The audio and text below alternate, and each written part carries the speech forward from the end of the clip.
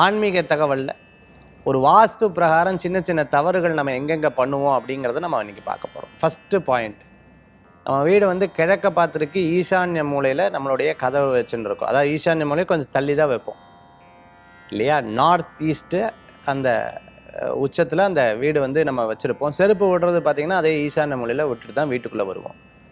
அது ஒரு பெரிய தவறு. அதில் பாயிண்ட் நம்பர் 1, ரொம்ப கேர்ஃபுல்லாக இருக்கணும். அடுத்தது பார்த்திங்கன்னா தண்ணியை வீட்டில் நிறையா வீண் பண்ணுறது.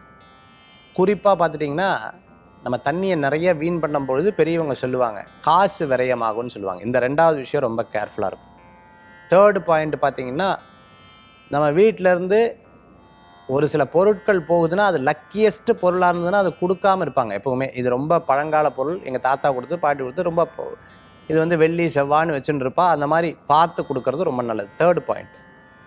4th பாயிண்ட் என்னென்னா காலை மாலை 2 நேரம் விளக்கேற்றுறது. இது ஒரு டிசிப்ளினாக நம்ம வந்து கரெக்டாக ஃபாலோ பண்ணி கரெக்டாக பூஜை பண்ணிட்டோம்னா அதில் ரொம்ப நல்ல பலன்கள் கூடி வரும். 4th point.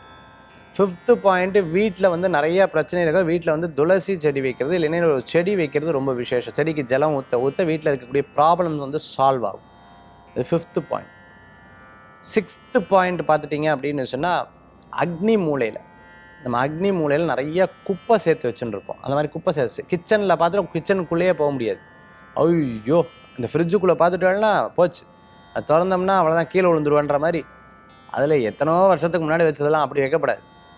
ஸோ வீடுங்கிறது ரொம்ப சுத்தமாக இருக்கணும், ரொம்ப சுத்தமாக இருக்கணும். அப்படி இருந்தால் தான் நல்ல பலன்களை கொடுக்கும். அதே மாதிரி 7th பாயிண்ட், நம்ம தூங்கி எந்திரிச்ச அந்த பெட்ஷீட்டில் நம்ம தான் மடித்து வைக்கணும். இல்லை எனக்கு 10 ஆள் வேலைக்கு இருக்கா, தப்பு கிடையாது. ஆனால் உடனே அதை மடித்து வச்சுடணும். அந்த மறக்கவே கூடாது. பண விவகாரங்களை பெட்டு மேலே உட்காந்து பேசப்படாது. தூங்கின பெட்டு மேலே உட்காந்து பேசுறது, தலகாணி மேலே உட்காந்து பேசுறது ஆகாது. அது அவ்வளோ நல்லது கிடையாது.